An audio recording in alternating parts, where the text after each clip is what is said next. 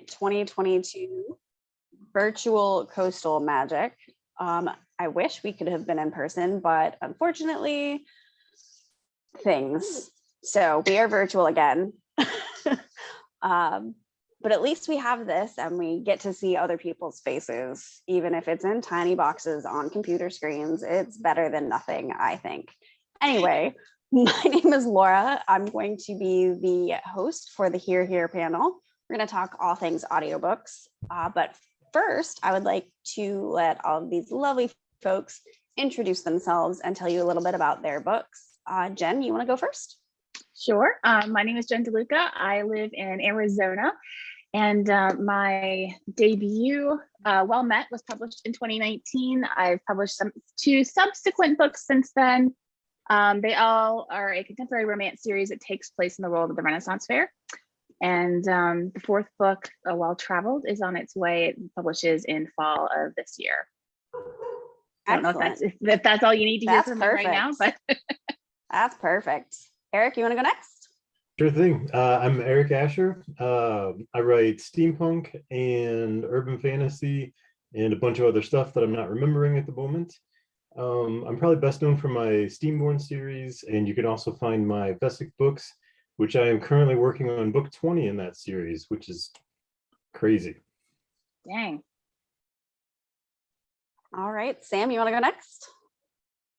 Sure. I'm Sam Burns. I write mostly queer fantasy with a side of romance. I had to count them recently, and it's over 40 books at this point. It's ridiculous, but also a handful of audiobooks in the mix among those. So that is why I'm here. Excellent. And are you Sarah or are you Aria for this panel? Yes. Yes, both. Okay, that's not confusing at all. Thanks. That's fine. That's my entire life. Hi, I write young adult under the name Sarah Nicholas, and then I write adult romance under the name Aria Kane. So Sarah Nicholas, I have Keeping Her Secret, which is like if you watch Disney Channel movies as a kid, but you wish they were gay, like that's what that book is. And then Aria Kane, I write like sexy romance and a couple different subgenres. I think Coastal Magic likes the Company series, which is my Hansel and Gretel zombie retelling. And I talked about a little bit in the interview that we recorded that's going to go live later this weekend. So if you want to hear more about that, you can listen to that or watch that. And then I also write for Book Riot, mainly covering audiobooks, young adults, and romance. Excellent. So we're going to start just very general right out of the gate here. What do you think it is about audiobooks, especially in the last, I would say 5-ish years, that has really drawn readers in? And we're going to start with Eric. For me, I think one of the big changes that we've seen is the quality of production, and not necessarily just the production, but the quality of narrators. And by that, I mean, you see more and more, like at every level, who have a lot of acting chops and voice actor skills. And it just brings everything to a whole nother level. Like there's some of my own things when I listen to them, like they're done so well by the narrator that I'm like, there's no way I wrote this. Like, I don't remember writing this. Like, it's an entirely different experience for me. And I know part of that comes down to being like an auditory learner versus a visual learner. And, but yeah, I think that's a big part of it. Jen? Oh yeah, I totally agree with what he said about I think the production quality and of just the production itself and of the narrators. And then I know that there are books that do, full cast narration. I'm thinking of Daisy Jones and the Six off the top of my head that did, it was like listening to a play as opposed to listening to a book being read. And that's just a completely different experience to me. I'm not like the biggest audiobook consumer. I'm one of those people that gets distracted easily. But I think that people are so busy these days. People are doing, have long commutes. And I mean, not right now, but a few years ago they had long commutes. But they're doing a lot of things at the same time. And so I think, being able to listen to an audiobook while you're doing the dishes or, you know, or folding laundry or something like that, where you're, you know, where your mind can be otherwise occupied by listening to a book instead of, you know, it being occupied by nothing, or not having the time to sit down and actually physically read a book, but you can listen to it. I mean, that, I think that would definitely be, you know, one of the reasons that it's gotten so much more popular. I am definitely one of those people. I like to be distracted all the time. But see, then I personally have a hard time that I can listen to audiobooks while I'm taking a walk or something, but I was trying to unpack when we had moved and I listened to an audiobook, and I realized that I was so busy thinking about like where I was going to put things that I hadn't listened to a single word anybody had said for the past like 20 minutes. I had to rewind. So I think that's just the way my brain works. Sam? I think that's definitely an excellent point about how narrator quality has just gone through the roof. The people you can get to do your books anymore are incredible. There are a couple of my books that, like Eric was saying, I'll listen to it and go, really? I wrote this? Are you sure? And in addition to that, it's sort of this layer between television and a book where you can just do it hands-free. And we're so obsessed as a society with being able to move and do something at every single moment that, you know, it's something you can do. You can listen to a book and consume media while you're also doing something else, if you have the kind of attention that lets you do that, which I sometimes can. Sarah? Yeah, I think the explosion of audiobooks is primarily due to the development of technology on both ends, on both the production end and on the consumer end. It's a lot cheaper now to produce audiobooks. It's a lot easier to have a quality in-home studio that's, you know, not that expensive for the narrator, so they can do their work in-house. There's a lot of software out there that's like, you know, a lot easier to use than maybe it was 20 years ago. And then on the listener side too, I remember like when I first started listening to audiobooks, I was traveling a lot for my job, like driving a lot. And I mainly got audiobooks from Cracker Barrel. A lot of people didn't realize you could rent audiobooks from Cracker Barrel. So you went and you basically paid the full price for the audiobook, and then you could return them to any Cracker Barrel minus like the weekly rental fee. So they would refund you minus the weekly rental fee. Oh, that's pretty cool. I don't think I Yeah, it was like a little like mini audiobook blockbuster in every Cracker Barrel. And so I listened to a lot of audiobooks that way. When I first started listening to audiobooks though, I don't have great auditory processing, so I really had to train myself on listening to them. I thought for a long time that they weren't for me, but I also really, really hated radio at the time. So I decided to make the effort. And so, so I had to train myself to like pay attention to them. Also, once I could speed them up, that was like a game changer, which I'm sure we're going to talk about. Because then to me, it was more like an experience of reading versus a performance, which helped my brain process them better. But, you know, on the listener side now, we can just like download them to our phones and they take up like no % of the memory. And then people now, even with, I feel like wireless headphones, you know, it's just so much easier to move around while you're listening to something and not disturb other people. You can, you know, connect the Bluetooth to your car. So I think just technology wise, it's just so much easier to both produce them and to listen to them right now. Oh, for sure. That's definitely part of why I do as many audiobooks as I do. I remember my very first audiobook, I had to go out and buy a Walkman so I could listen to the book on tape. Yeah. Because the book I was waiting for from the library had a really long hold, but the audio was available. So that's dedication. And it came on like 12 cassettes or something, right? It was probably abridged also. I think it was unabridged, and I think it was like 8 cassettes. Yeah, when they were in cassettes, they were often abridged. It was a mess. So glad that we're not there anymore.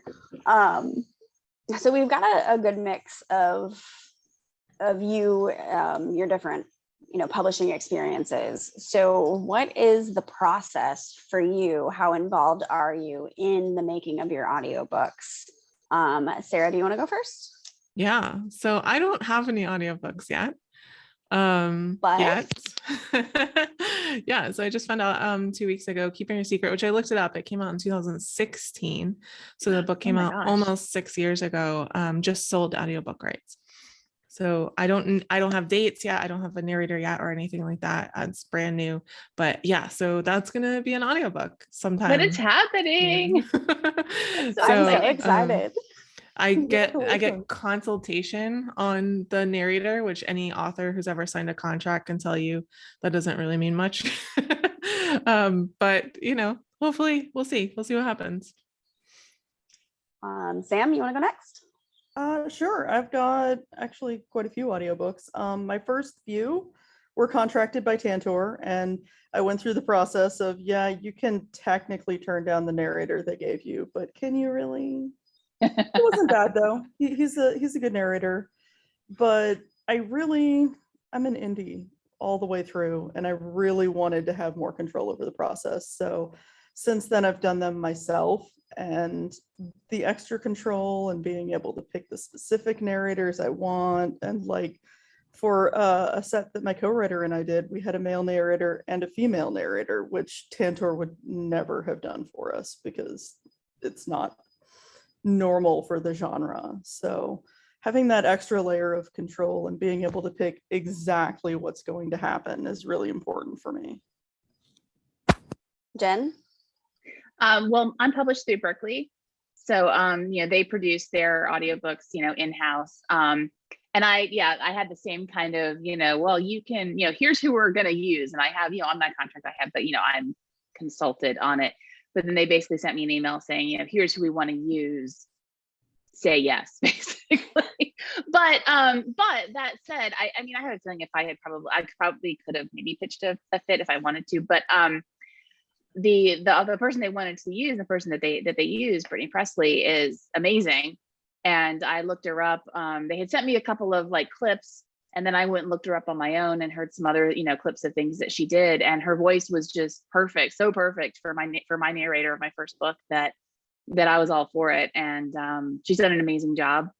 So I don't think I've been consulted about much. It's basically every time when the new book comes around, they're saying, okay, we're using her again. And I say, great. And that's about it. Yeah, Brittany Presley is amazing. She's one of my favorites. Like if they told me that she was reading it, I would be like, yes, okay. I have favorite narrators. So she's a rock star. She really is. Did they ask you pronunciation stuff though? They really didn't. I was actually kind of surprised because I had said, if you have any questions about anything, you'll let me know. And nobody ever did. So I guess they just winged it. I just remember, sorry, I had a little, I had a little side. I'm like getting us distracted. I just remember Wings from April and Pike. The male main character, the love interest in the first audiobook is pronounced differently than in the second audiobook. And so I'm like, oh, did they get it wrong in the first one? And she had to correct it in the second one. Yeah. I've heard that happen in a few books. There's definitely one big name author whose main character was pronounced wrong in the first book. And nobody told her until it came out, and readers were like, wait, I thought it was pronounced this way. Oops. Yeah, yeah. That is one of the risks of audiobooks, though. It is one of the risks. Pronounces words differently. I mean, just in general. So yeah, and in contracts where the author's not, consulted down the line, or isn't asked for pronunciations, yeah, that sort of thing can happen. So Eric, I saved you for last intentionally for this question because I know you are very involved in your audiobook process, and you sometimes have a lot to say about it. What are you trying to say? Yeah, so all of my audiobooks are independently produced, basically meaning that I directly hire my narrators and production team for the various series. So I produce through ACX, and essentially I hold auditions for my narrators, and all those auditions come in and then I have to pick. I was lucky enough in my first audiobook productions to have William DeFries audition towards the end of the process. Literally, I was about to close down auditions because I had like 80 come in. It was already overwhelming. I had no idea how I was going to make a decision. And then he came in with his audition and was just like, oh crap, yeah, this is the guy. And he kind of schooled me in the whole production process, which was very lucky for me. If you're not familiar with William, he was probably best known for being the voice of Bob the Builder, which always amused me because my series is very graphic and very violent, and I'm always like, it's Bob the Builder. But yeah, I owe him a lot. He sadly passed away in 2020. So we did a big tribute box set for him, and just kind of include some of my thoughts and some of the thoughts from the narrators that took over the series. But that's beside the point at the moment. And a lot of the things that I learned working with William, though, I applied to my future productions. So when it came time to hire a narrator for Steamborn, I had a list of criteria that I wanted. I had a ton of auditions that came in again, and I was completely lost again, like had no idea who to pick. So my wife had the idea to make a decision grid, and I had like all these little bullet points and stuff, and like distilled it down to a number. And I was lucky enough, without realizing what I was doing, to hire Saskia Marleveld. If you aren't familiar with Saskia, she is amazing. She's done Star Wars stuff. She's done Discovery of Witches stuff. I mean, just all over the board. And she's one of my favorite narrators ever. And not just because she does my stuff, but just it's like I had listened to her stuff without realizing I'd listened to her stuff, which was a really cool thing.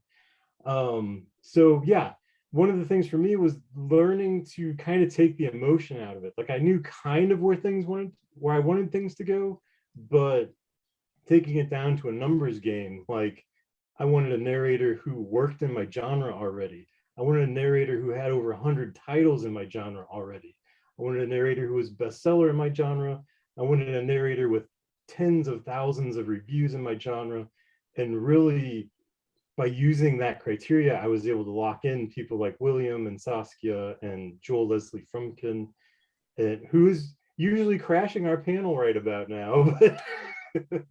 Yeah, we usually have Joel crash this panel. We make up a fake little name tag for him on the table and like stick a chair on, and it's fun to have a narrator on the panel. It is. He's a riot.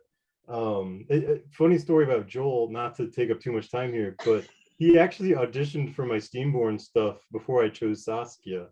And later on, I was on a panel with him at Coastal, forgetting that he had auditioned for my stuff, and he like laid on the biggest, thickest guilt trip for not hiring him for that. Wow. Project. But I did eventually get to hire him to work on my Mason Dixon stuff, so it's all good now.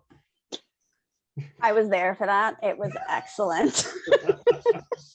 It was definitely one of the top 10 Coastal Magic things to happen. Like, I am so glad I was there for that one. Poor Eric was so uncomfortable. All right, we've got a couple comments I wanted to share. Suzanne says, I have to admit, I've picked up the audiobook habit because the narrators are awesome. You are in good company. We all agree. Susan says, I agree with what Jen said. I love to listen while I'm working around the house. And then Suzanne says, Eric's Mason Dixon series was my first audiobook. I wanted to start small and I fell in love with audio. So that's awesome. That's awesome. Sorry, I get really, I nerd out over things. So this is kind of, you may have a lot to say about this and you may not, and that's okay. What do you look for in a narrator for an audiobook, both for if you are able to pick your narrator and if, you know, when you're looking for an audiobook to listen to, is there something specific you look for in a narrator? Sarah, you want to go first? Yeah, so obviously I'm just speaking from a listener perspective, but I prefer the ones that almost kind of like seamlessly disappear. Like it's still a good experience, but they're not overacting. I remember one audiobook I just like rage quit because the actor was like yelling and then was like whispering and it was like, I can't hear what you're saying. And then he would like yell and like just like anxiety, you know, and I'm like, what is happening. It was like a traditionally published one from like a big author too. And I don't even remember what the book was at this time. I just like stopped and like I was like, I can't do this anymore. And yeah, so I like the ones that like narrate kind of disappears from audio, but there is enough difference in the characters so you can tell who's talking. And then another part of it too, especially because I listen to young adults, so there's a lot of first person narrative. Some narrators are not good at indicating vocally when the character is speaking versus when the narration is happening. And that can be really confusing. And I'm sure it's a very difficult talent. It's a very subtle talent, but some narrators like really nail it. And so those are some of like the things I really look for. There are a lot of narrators that I just love. I wrote a whole article in Book Riot about narrators that I love. And there are some narrators that even if I don't know what the book is about or I don't particularly care about the book, I'll listen to it if they narrate it because I just love their work so much. Bonnie Turpin is one of those. Bonnie Turpin has my heart because she narrates my favorite series ever. So which one? The Stacia Kane okay. Downside Ghosts. Yeah, so when Kelly found out that Bonnie Turpin was narrating her book, Hollywood Homicide, I was like so excited, and she was like, I don't get this, but I was like so excited. I was just like thrilled. But yeah. Eric? I probably touched on this a little bit, but like a lot of it's a numbers game for me. It's just knowing that the narrator has a lot of experience in my genre, because I really want a built-in platform already. So just from an artistic stylistic point, I'll listen to everything and kind of narrow it down roughly. I've been lucky enough in my projects that I'll have several auditions that come in. So that makes it easier to choose like maybe the 15 or 20 that I'm really happy with just from an artistic standpoint, and then take it down to a numbers game where I break it down in a decision grid. You make it sound so boring. Grids and yeah, charts and it helps so much though, like taking the emotion out of it, because otherwise I was like, going to say, if it takes the emotion out of it, it can be easier to make that decision, like make a pros and cons list kind of. Exactly. Sam? You know, honestly, they've basically covered it. You often have a visceral reaction to hearing the right voice, but at the same time, you've got to take into account, you know, does this person actually narrate books in my genre? Are they a popular narrator in my genre? And you have to pay attention to all of those things because, you know, if you pick an unknown, the book isn't going to sell as well, just right out the gate. And everybody's got that one narrator. They're like, I used to buy every single thing that Kate Redding narrated. It didn't matter what it was. It could be the dictionary. I was there. Yep. But, you know, on the other hand, there are some new narrators that you hear that voice and you go, this person really should be out there more. So maybe I'll give them my book and see if that'll make a difference.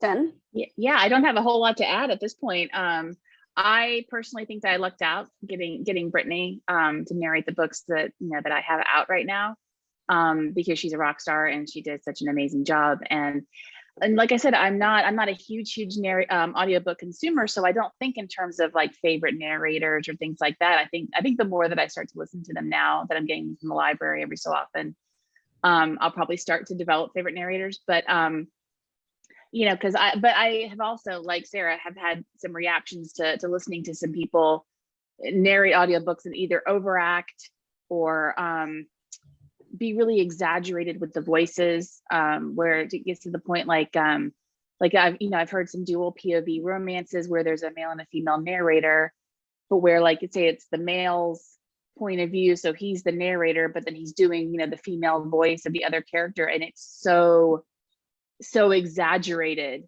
that it's almost like he's mocking, and I'm just like, oh, this is not doing it for me, and so it does throw me out. So it really is one of those things that I think it's such a special talent that when it's done well, you don't notice it, like kind of like Sarah was saying. But then when it's not done well, it's like, oh, okay, this is what it is when it's bad. Okay, I get it now. Yeah, there are a lot of male readers in romance that when they do the women, it's like, have you ever met a woman? Have you ever talked to a woman? Exactly. It's almost like, like when guys, like when guys are making fun, like, oh, well, she's like, they sound like that. And I'm like, Jesus, like, this is not fun for me to listen to. I'm not enjoying this.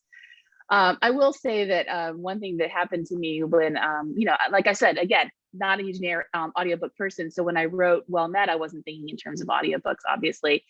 And it wasn't until it came out and I listened to parts of it that I realized what I did to my poor narrator, where, she had not only the characters, there's a fair number of characters in the book, but then all of those characters also have Renaissance fair personas.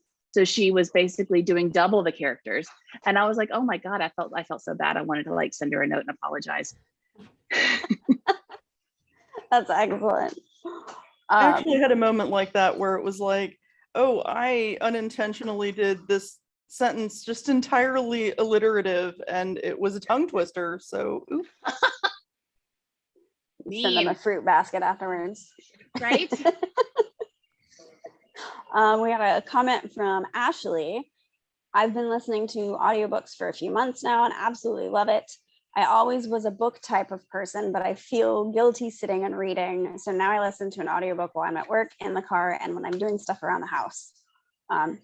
Same. It's hard for me to sit and read these days, but audiobooks has definitely saved my reading. And Susan says, I've listened to books solely because of the audio performer, quite a few YA that I normally wouldn't have listened to. So yeah, we are in good company. So I forget who mentioned it, but somebody had said something early on about full cast audiobooks.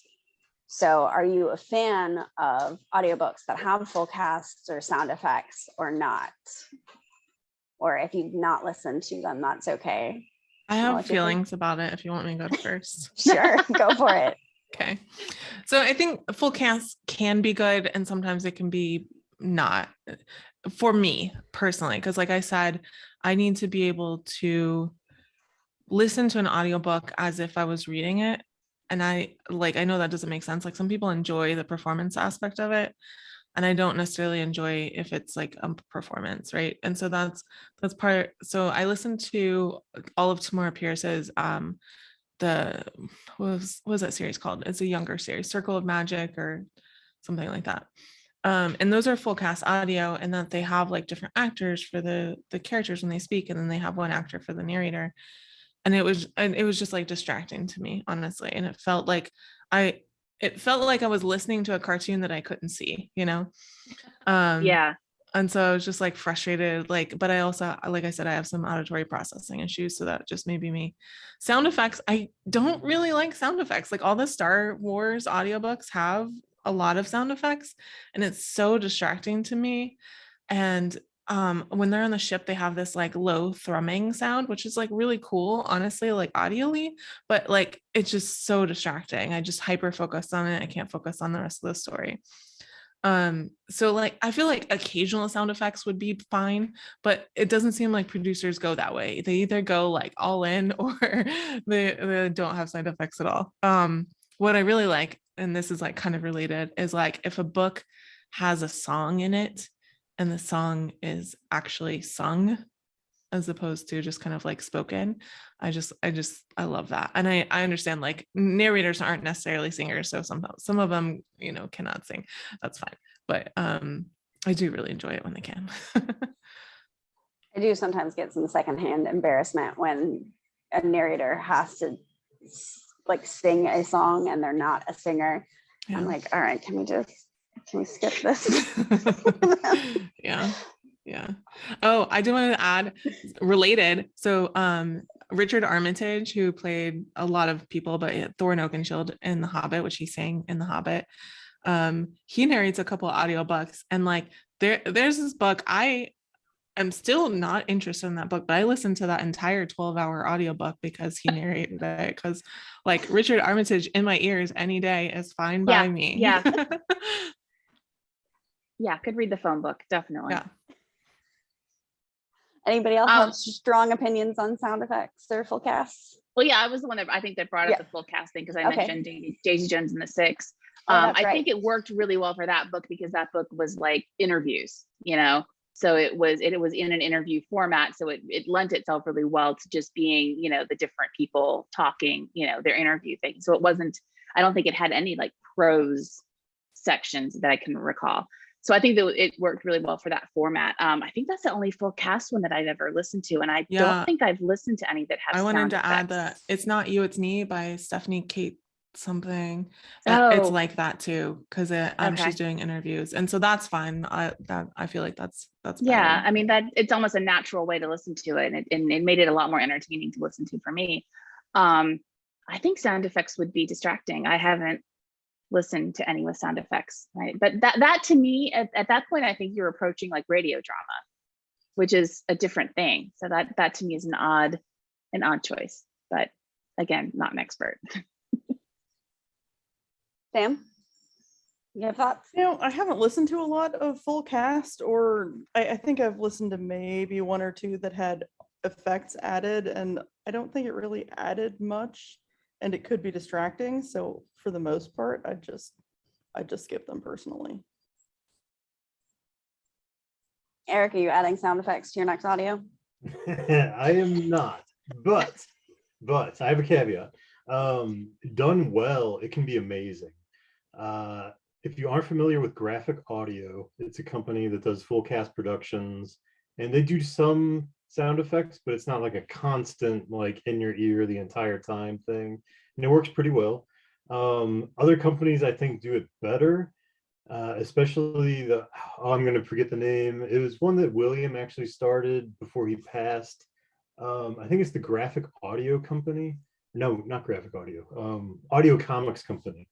And they did like the Lock and Key audiobook, and it is phenomenal. Another one that I've really enjoyed is some of the Neil Gaiman full cast audiobooks, like American Gods, and I believe he also did a full cast of the Graveyard Book. It was amazing, which I'm always torn about that though, because like his narration of his own stuff, like I love it so much, but the full cast stuff is pretty impressive. Yeah, I love full cast audios personally, love them. But the only audiobook that I've listened to that had sound effects was also one that was not written in regular prose, and it worked. It's a young adult sci-fi series, the Illuminae files by Amy Kaufman and Jay Kristoff. Full cast, sound effects, YA, like space battles, like it works. But it's not written in regular prose. It's like a series of documents and stuff that were collected after the events of the, story take place. So I think the way the book's written also has a lot to do on whether or not the sound effects or full cast will work for it. So it's interesting that you said that, Jen, about Daisy Jones and the Six not being written in regular prose format. I hadn't made that connection until you said that. And I was like, oh, maybe that's why. So that's fun. So kind of connected to that, do you prefer to have a single narrator in a dual point of view book, or would you prefer to have one for each point of view? Sam, you want to go first? Sure. One of my favorite audio series is a Warhammer 40K series about main character Caiaphas Kane, and it's basically his memoir, but it's also got these asides by other characters, and they have those characters read by different narrators. And I think that effect is amazing. But again, it's not a standard prose novel. So I think it can work really well for that. But Jen made a good point that sometimes when you have dual narrators, it gets really odd when you have one narrator voicing a character one way and then the other narrator voicing a character in a way that's completely different. Even if it's a man and a woman, they could make them close enough to sort of match, but oftentimes you'll listen to the book and go, wait, didn't he have a deep voice in the female's parts and now he doesn't? So yeah, it's something, it could be done incredibly well, but sometimes it's not. Jen? Yeah, I think personally, I would like to have a separate narrator for each POV character. That to me would just make it easier for me to process it when I'm listening to it, to know who's speaking. But yeah, if it's done badly and or in a distracting way, that's, you know, certainly not good. But I think that it would be odd. I think it would be odd to listen to like a dual point of view romance if it's male female, to have like, say, a female narrator narrating both sides. I think that to me would start to get distracting too. I would think to have a woman narrating a man's point of view, and then also narrating, you know, the female's point of view as well. So I don't know. That's a tough. It would be, I think it would be tough to listen to. So I would personally prefer to have, you know, separate narrators for separate points of view. Eric? So I've used dual POV in the last novella in my Vesic series. There was kind of like moving away from the female narrator and then into the new male narrator's POV. And I really enjoyed how it worked. Like, obviously, yes, the voices are different between like what Aaron Moon did versus what Travis Baldry did. But I think it worked really well. I think done well and keeping things consistent, especially like the narrators need to talk to each other. Like if Aaron is establishing that this character has a low, deep voice, Travis needs to continue the fact that this character has a low, deep voice, and that consistency is really important. But when it comes down to like a dual narration, I honestly prefer duet, which you don't hear duet as much, but it's like even in like a male perspective chapter, if there's a female voice, the other narrator that normally does the female voice comes in and does that line of dialogue. I really enjoy those a lot. They're a lot more involved to produce, but they done well, they can be pretty amazing. Yeah, I've only listened to one series that I can think of that does that. And you take out a lot of the dialogue tags because they're bantering back and forth. Like if it's a bantering chapter, and it took a second for me to get used to it, but yeah, I think that's my preferred too. It's pretty cool. And I didn't know that it was called duet. Thank you. I learned something new. Sarah. Yeah, so I like multiple narrators because some books you have like different timelines, kind of different, you have storylines that don't necessarily interact. Like in romance, obviously that doesn't happen, but in other genres, sometimes you'll have kind of like like a crash style storytelling where there's like different timelines going on and that kind of thing. So I think multiple narrators works really well for that. A duet is actually really startling to me. Whenever I'm hearing a lot of narration in one person's voice and then another voice comes in, it just startles me.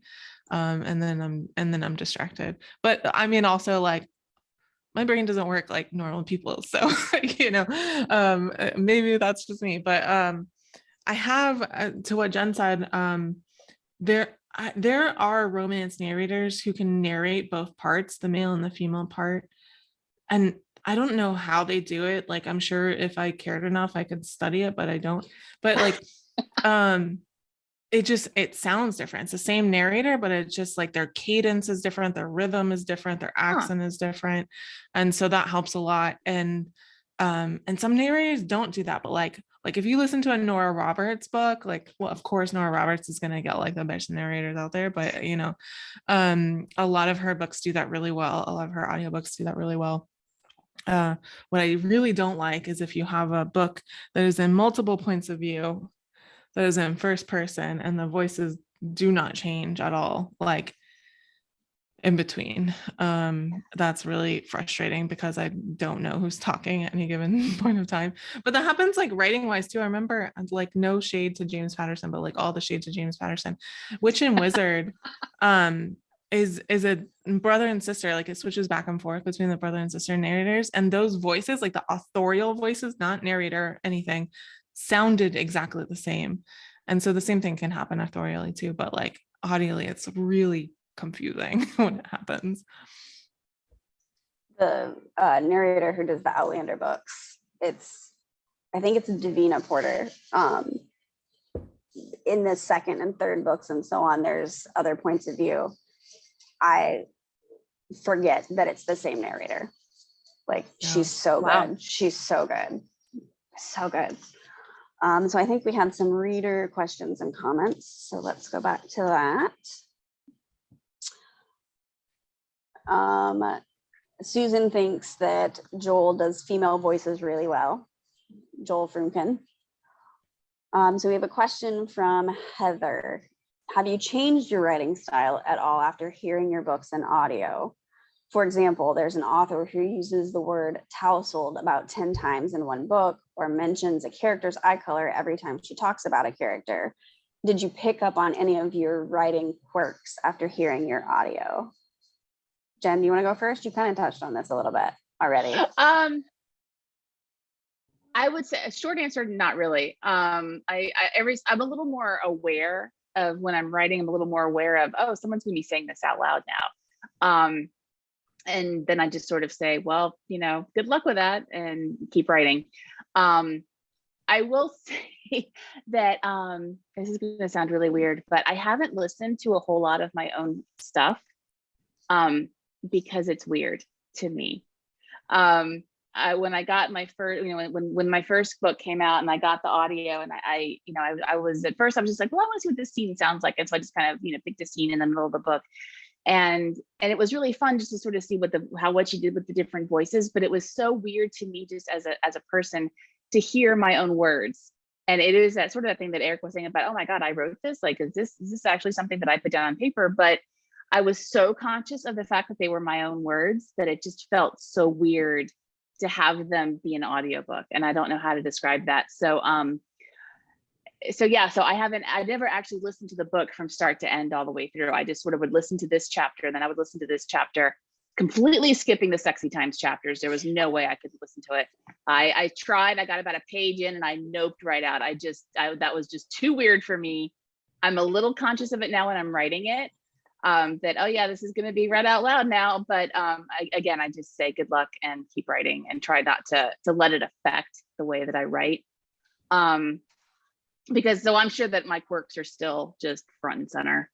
I try my best when I'm doing like that last pass before it's published. I read it out loud myself and try to make sure I'm not doing too many tousleds or too many, describing the eye color and stuff like that. But yeah, I think we all have those quirks. Sam? I actually have my Kindle read every single book out loud to me in, computer voice, so it's not quite the same, but I started doing that after my first audio, especially because I realized, that alliteration sentence was not very nice to my narrator. So I wanted to make sure and cut any of that out before we get to that point. Very kind of you. Eric?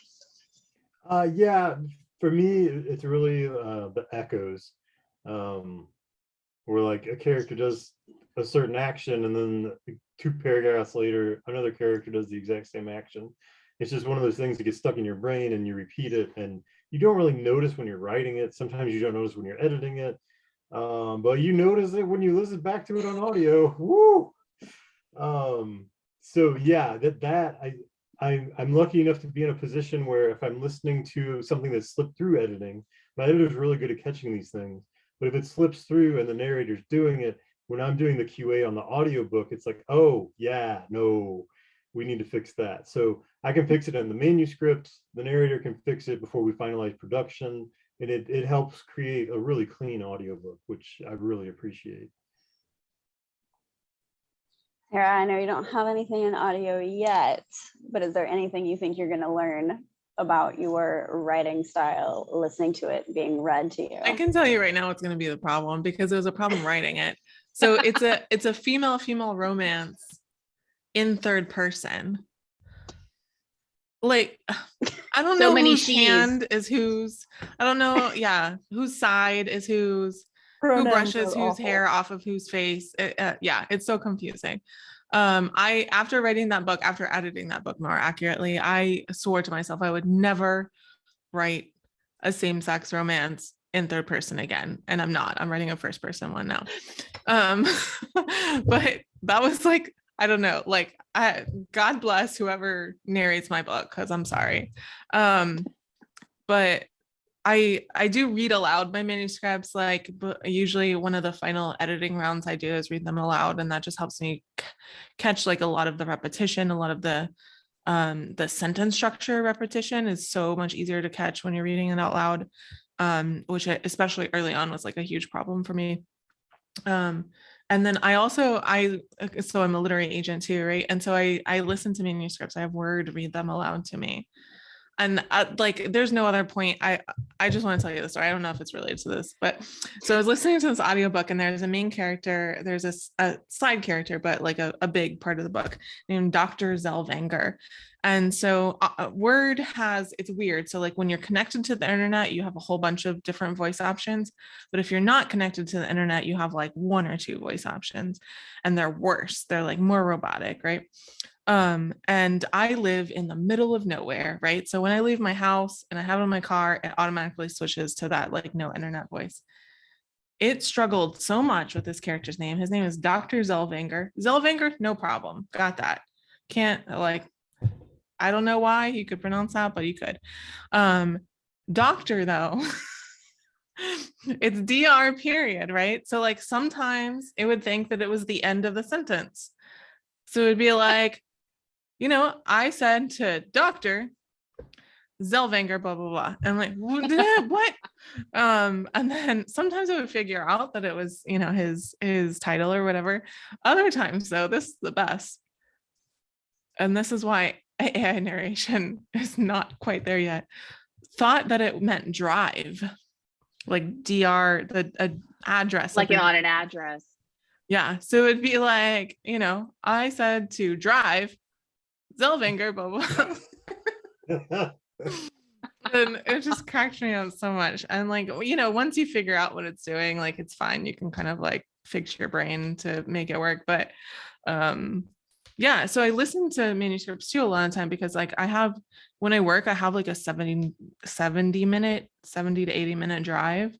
And so I finally figured out how to get my phone to read manuscripts to me, which helps me get through fulls faster. And because I've like spent so many years training my brain, like it's a lot easier for me than it would have been 15 years ago.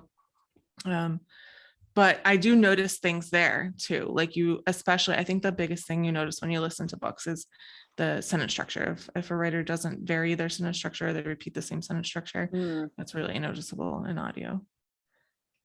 We've got a few comments about what we talked about just a few minutes ago about full cast narration. Susan is all for full cast narration. Ashley is not a fan of sound effects. It says, I listened to a book, and the first time when I heard something, I about had a heart attack because I wasn't expecting it. Please, no medical emergencies while listening to audiobooks. That's an unintended consequence. I will say there was one time I was going through a McDonald's drive-through, and like I was listening to a Nora Roberts audiobook, and it came on during like a sexy scene. I was like, pause. Susan is not a fan of dual narration, but loves duet narration, but acknowledges that it's a lot more challenging and expensive to produce. So that just goes to show you that there is something for everybody. And there's a reason that they're all available. So it wasn't on my list, but I kind of wanted to touch on it since Sarah brought it up, AI narration. I've seen a lot in recent discourse about AI narration. And I think, was it NetGalley that's offering books with AI narration now? Yeah. Yeah. I think I saw something about that. Horrible idea. I mean, I don't know about the NetGalley thing, but I just think, I mean, Sarah just proved AI narration is not there. You know, obviously not there. Joanna Penn talks a lot about it. I listen to her podcast quite a bit. She's really into like computer and AI and all kinds of technologies, but she's talked a lot about AI narrators too. And I think like I don't think it will ever replace a human narrator, but it may be to the point where a book that wouldn't get an audiobook would be able to have an AI narrated audiobook, you know what I mean? And so maybe that will be helpful. I know like I don't know if anyone has ever dealt with like the Books for the Blind, which is a service through I can't remember, it's a government entity. And so they'll have people read books, like volunteers usually read books, just so that blind people can hear them. And you can, if you're blind, you can get on like the mailing list. My grandmother was on it, so that's why I know so much about it. And you can get them mailed to you, and then you return them. And so having an untrained volunteer and having an AI narrator, I don't think there's a lot of difference in that, right? I mean, maybe now, Yeah. but like in 5 years or so, I feel like there won't be a lot of difference in that, in the performance aspect of it. And so I think for those things it might be good, but I don't know. I mean, like obviously we have no idea how technology is going to advance. Maybe at some point it will be able to replace human narration. But I don't understand how. Like there are just so many different aspects to voice, to human voice. I feel like you'll kind of always be in that like uncanny valley territory. I think it's possible it could work for some nonfiction, but honestly, I don't think that it's ever going to be able to pick up the kind of emotion you really need for most fiction. Like I feel like if you're wanting a good audio experience versus you need to read something and you are not able to read it for whatever reason, those are two different things. And I think AI serves the second purpose a lot better than the first purpose. Well, even if you give the same page to 7 different narrators, you're going to get 7 different readings. Like they're going to emphasize different words, different sentences. Like it's not the same. It's not going to be the same experience, in my opinion. But, you know, I think Sarah brings up some good points. It's definitely there is a place for it, but not to take the place of narrators. Yeah, I think from an artistic perspective, just the emotion and inflection is, I don't know how AI will ever be able to determine that. Like there's always going to be that robotic aspect to it. And like live narrators for like, you know, emotional works, I don't know. I guess we'll see in the future, but like right now, yeah, it's nowhere close. All right. Super important question. Very simple answer. What is the correct listening speed? I did a Twitter poll. I know what the most common listening speed is. All right, we'll have Sarah go last. So yeah, let's do a preview of Family Feud. You all guess what the most common listening speed is. Among audiobook listeners. I listen at usually 1.2, sometimes 1.3. Okay. Eric? I depending on the book, sorry Joel, 1.5 usually. But there are some that I'll just do at 1x because like just into the performance. Jen? I listen at 1x. Anything faster gives me anxiety, so I have to stay at 1x. Otherwise, I feel like my brain is scrambling to keep up. I don't listen at any slower than 1.3, and that is my slowest that I will go. All right, Sarah. All right, so I listen at 1.8 to 2. But again, also I am trying to get words into my brain. I am not trying to listen, right? Which are two different things that seem like the same thing. But also I if it's like a really dense book, like Ta-Nehisi Coates' Between the World and Me, for example, I listen to at 1.2. That's about as fast as I can tolerate. If I'm listening at 1 point, like I'm like waiting for the next word. I'm like, my thoughts are drifting off in between words, you know? So that's the main thing for me. Even podcasts, which so people speaking on podcasts usually speak faster than audiobook narrators. Narrators specifically slow down on purpose. Even podcasts I'll listen to at 1.2 unless they just happen to be really fast talkers. I also grew up very fast talking. Me and my sister talk very, very quickly, so that's part of it too. But I did a poll, and for audiobook listeners, regular audiobook listeners, the most common listening speed is 1.5 to 1.75. But I think it's because like if you listen to a lot, you're like slow, because nobody starts at 1.8 or 2, right? Like you start at 1.1 and you're like bump it up a little bit and bump up a little bit, and then at some point you reach like a max. I know people listen at like 3 times. I don't know how you do that. It just sounds crazy to me. Oh Who my does? gosh. Smith. Oh. H.E. Smith listens to 3.0. Yeah, she also has like a superhuman brain, so that makes sense to me. But yeah, so I do remember like my ex getting in the car, who he's not a native English speaker, and I was listening at one point and he was like, do you understand what they're saying? I was like, oh yeah. So it was a nonfiction book, so I did slow it down so that he can listen to it, but I was like suffering because we listen at 1 point speed. I was like, I cannot, this is just hurting my heart, it's hurting my brain. Yeah.